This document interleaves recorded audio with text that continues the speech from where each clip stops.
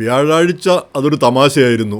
പക്ഷേ ശനിയാഴ്ച കഴിഞ്ഞപ്പോൾ അത് വലിയൊരു ഗുരുതര പ്രശ്നമായി മാറി. ഇപ്പോഴും അത് ഗുരുതര പ്രശ്നമായിട്ട് നിൽക്കുന്നു.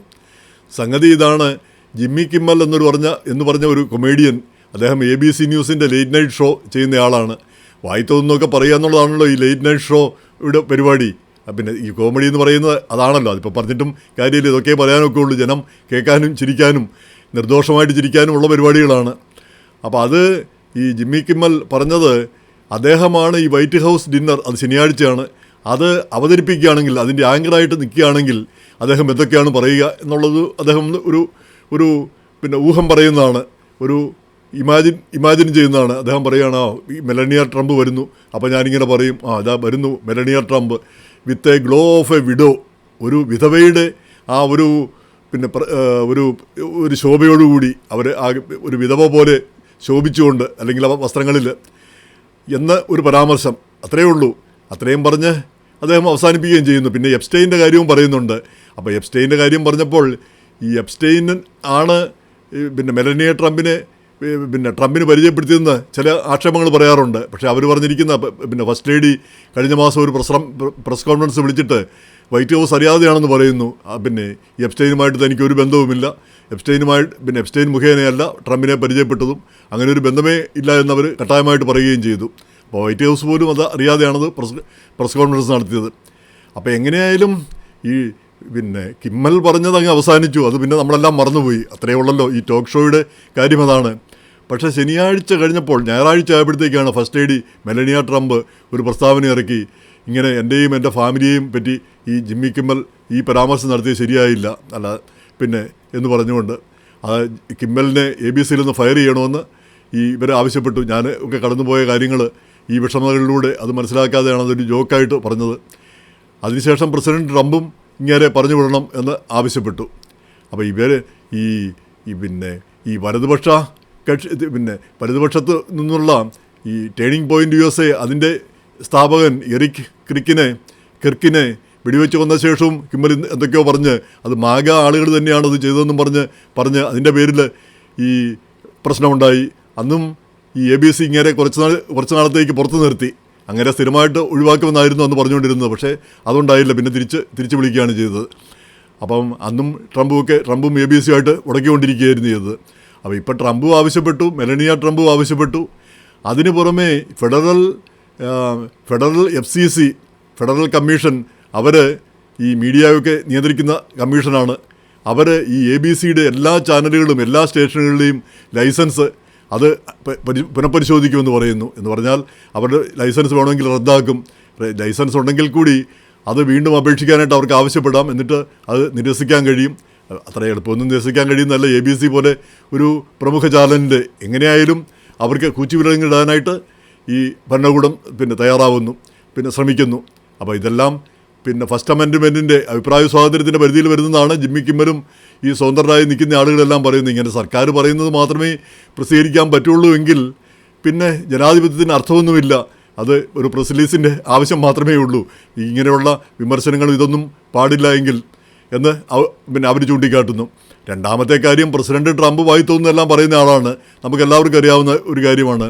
അദ്ദേഹം ആരോ അദ്ദേഹത്തോട് ഒരിക്കൽ ചോദിച്ചു, നിങ്ങൾ സ്ത്രീകളെല്ലാം പന്നികളാണെന്ന് പറഞ്ഞിട്ടുണ്ടോ? അന്നേരം പ്രസിഡന്റിൻ്റെ മറുപടി, സ്ത്രീകളെല്ലാം പന്നികളാണെന്ന് പറഞ്ഞിട്ടില്ല. പക്ഷേ റോസി ഒഡോണൽ, അവരൊരു TV കാരിയും നടിയൊക്കെയാണ്. അവർ ലണ്ടനിലേക്ക് പ്രസിഡന്റ് ട്രംപ് അധികാരമേറ്റ ശേഷം ലണ്ടനിലേക്ക് ബ്രിട്ടനിലേക്ക് താമസം മാറ്റുകയാണ് ചെയ്തത്. അവരെപ്പറ്റി മാത്രമേ അങ്ങനെ പറഞ്ഞിട്ടുള്ളൂ, അവർ മാത്രം ഇത് ഒരു പന്നിയാണെന്ന് പറഞ്ഞിട്ടുള്ളൂ എന്ന്.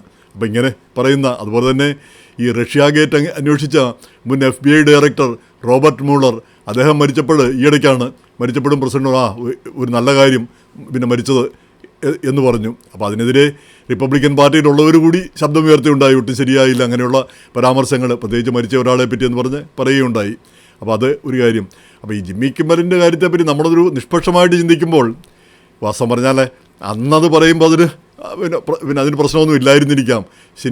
വ്യാഴാഴ്ച പറയുമ്പോൾ എങ്കിൽ കൂടി ഒരാൾ വിധവ. അപ്പം ജിമ്മി കിമ്മൽ തിങ്കളാഴ്ച അതിനൊരു വിശദീകരണം നൽകിയിട്ടുണ്ട്. അദ്ദേഹം പറഞ്ഞിരിക്കുന്നത്, ഈ ശനിയാഴ്ച അദ്ദേഹത്തിന് നേരെ വധശ്രമം ഉണ്ടാകുമെന്ന് ഒരിക്കലും വിചാരിച്ചില്ല. അങ്ങനെ ഒരു കാര്യത്തെപ്പറ്റി ആലോചിച്ചുകൊണ്ടല്ല പറഞ്ഞത്. പക്ഷേ ട്രംപും മെലനിയയും തമ്മിലുള്ള പ്രായവ്യത്യാസം, ട്രംപിന് 79 വയസ്സായി, ഇവർക്ക് 50 പിന്നെ 50-ലധികം ഇല്ലാന്ന് തോന്നുന്നു, 55 താഴെ. അപ്പോൾ ആ പ്രായവ്യത്യാസം കണക്കിലെടുത്താണ് പറഞ്ഞതെന്നാണ് പറഞ്ഞത്. അങ്ങനെയാണെങ്കിൽ കൂടി അത് പറയാമോ? കാരണം 79 വയസ്സൊരു വലിയ വയസ്സല്ല. പിന്നെ ബൈഡൻ 82 വയസ്സ് വരെ പ്രസിഡൻ്റായിട്ടിരുന്നു. ഇപ്പം ട്രംപ് 83 വയസ്സ് വരെ ഇരിക്കും. അപ്പം ഇന്നത്തെ കാലത്ത് 79 വയസ്സെന്ന് പറഞ്ഞാൽ അമിതമായൊരു പ്രായം എന്ന് നമുക്ക് പറയാനാവില്ല. അപ്പോൾ അതുകൊണ്ട് ഈ പ്രായവ്യത്യാസം കൊണ്ട് ട്രംപിൻ്റെ കാലം കഴിഞ്ഞു എന്നുള്ള രീതിയിൽ പറയുന്നതും അതൊരു തമാശയാണോ?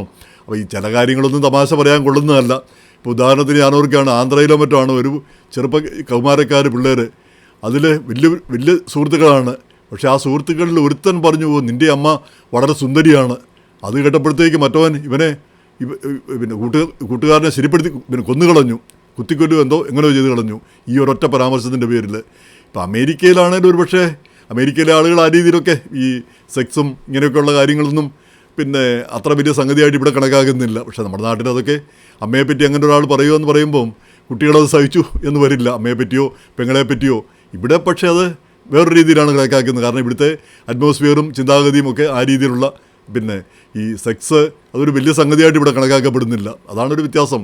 ഈ ഈസ്റ്റേൺ സംസ്കാരത്തിൽ മുഴുവൻ ഈ ഹിന്ദു, മുസ്ലിം, അതുപോലെ തന്നെ ഈ പിന്നെ ഇന്ത്യ, പിന്നെ മിഡിൽ ഈസ്റ്റ്, ഈ സംസ്കാരങ്ങളിലെല്ലാം തന്നെ ഈ സെക്സാണ് ഏറ്റവും ഭയങ്കരമായ സംഭവം. ഇപ്പം പിന്നെ ക്രിസ്തുമതവും ഒക്കെ പഠിപ്പിക്കുന്ന സെക്സ് ഭയങ്കര സംഭവമാണ്, അത് ഭയങ്കര പാപവും ഭയങ്കരമാണ് എന്നാണ് പഠിപ്പിക്കുന്നത്. പക്ഷേ വെസ്റ്റേൺ സംസ്കാരത്തിൽ ഇത് യാതൊരു കാര്യവുമില്ല, ഇതിൽ വലിയ അർത്ഥവുമില്ല. ഇതുകൊണ്ട് അത് ചെയ്യുന്നവർ ചെയ്യുന്നു, ചെയ്യാത്തവർ ചെയ്യാതിരിക്കുന്നു.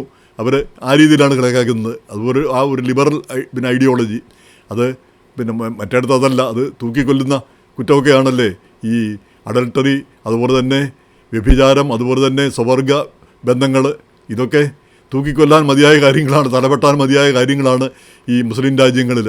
അപ്പം ഇന്ത്യ പോലും അങ്ങനെ തലവെട്ടുമൊന്നുമില്ലെങ്കിൽ കൂടി അവരെ നമ്മുടെ സംസ്കാരത്തിൻ്റെ പിന്നെ ഭാഗമല്ലാതായി കണക്കാക്കുന്ന കാര്യങ്ങളാണിതെല്ലാം.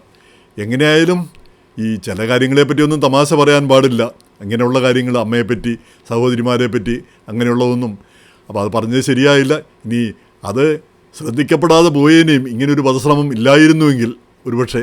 അപ്പം വധശ്രമം വന്ന സാഹചര്യത്തിൽ അത് വലിയ പ്രശ്നമായി മാറി. അതേസമയം തന്നെ FCC ഒക്കെ ഈ ABCക്കെതിരെ പിന്നെ നടപടിയെടുക്കാനായിട്ട് നോക്കുക എന്ന് പറഞ്ഞാൽ അതും ശരിയായ ഒരു കാര്യമല്ല.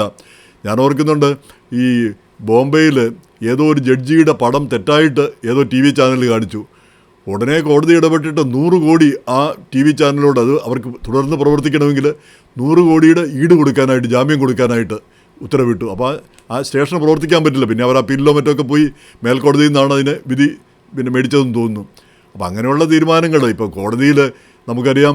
ഈ മനോരമയുടെ ഭാഷാഭൂഷണിയിൽ പിന്നെ ഈ അന്ത്യത്താഴത്തിൻ്റെ പടം, പിന്നെ വേറെ വികലമായ രീതിയിലൊരു അന്ത്യത്താഴത്തിൻ്റെ പടം, അപ്പോഴത്തേക്ക് കത്തോലിക്ക സഭകളെല്ലാം ഇളകി വശായി അതൊരു മോശപ്പെട്ട കാര്യമാണെന്ന്.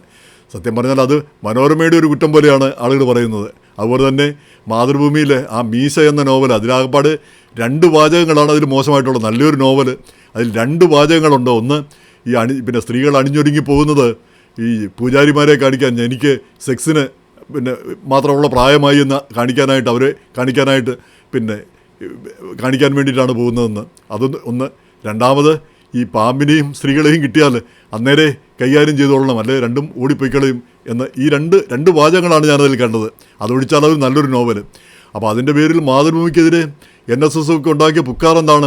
മാതൃഭൂമിയെ തകർക്കുന്ന രീതിയിലാണ് പ്രചാരണമുണ്ടായത്. വാസ്തവം പറഞ്ഞാൽ ഇത് ഖേദകരമാണ്. പിന്നെ ഈ പത്രങ്ങളിലോ അല്ലെങ്കിൽ ഇങ്ങനെയുള്ള കാര്യങ്ങളിലോ ഏതെങ്കിലും ഒരാൾ ചെയ്യുന്നതാണ്. ഈ പിന്നെ മനോരമയിലൊക്കെ 100 കണക്കിന് ആളുകളുള്ളടത്ത് അതിൽ ഏതോ ഒരു സബ് എഡിറ്റർ പിന്നെ അല്ലെങ്കിൽ ഏതോ ഒരാൾ ചെയ്യുന്ന ഒരു കാര്യം അയാളുടെ യുക്തിക്കനുസരിച്ച്, അയാളുടെ ബോധമനുസരിച്ച് അത് ആ സ്ഥാപനം മൊത്തം അതിൽ കുറ്റക്കാരാണെന്നുള്ള രീതിയിലാണ് ചിന്തിക്കുന്നത്, പറയുന്നതും കേരളത്തിൽ. അതൊക്കെ ഖേദകരമാണ്. ഇതിപ്പം ജിമ്മി കിമ്മൽ പറഞ്ഞിട്ടുണ്ടെങ്കിൽ ജിമ്മി കിമ്മലിനത് ഈ ഫസ്റ്റ് അമെൻഡ്മെൻറ്റ് വെച്ച് ന്യായമായിട്ടും പറയാനുള്ള അവകാശമുണ്ട്. പക്ഷേ ആ പറഞ്ഞത് അരോചകവും പിന്നെ തീരെ ശരിയല്ലാത്തൊരു കാര്യമായിട്ട് നമ്മൾക്കൊക്കെ തോന്നുന്നു. പറയാൻ പറ്റുന്ന ഒരു കാര്യമല്ല. പിന്നെ ഒരു സ്ത്രീ വിധവയാകുന്നതിനെപ്പറ്റി, അല്ലെങ്കിൽ അവരുടെ വൈദവ്യത്തെപ്പറ്റി, അവരുടെ ഭർത്താവ് മരിക്കുന്നതിനെപ്പറ്റി, അല്ല ഇല്ലാതാകുന്നതിനെപ്പറ്റി.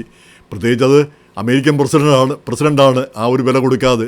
അപ്പോൾ അത് തികച്ചും തെറ്റായിപ്പോയി എന്നുള്ള കാര്യത്തിന് തർക്കമില്ല. പക്ഷേ അതിൻ്റെ പേരിൽ ഈ TV ചാനലിന് മൊത്തം ഞങ്ങൾ മൂക്കറുത്ത് കളയും എന്നുള്ള രീതിയിൽ പറയുന്നതും ശരിയല്ല ഒരു ജനാധിപത്യ രാജ്യത്ത്. അതാണ് അതിൻ്റെ പിന്നെ ചിന്തനീയമായൊരു വിഷയം എന്ന് തോന്നുന്നു.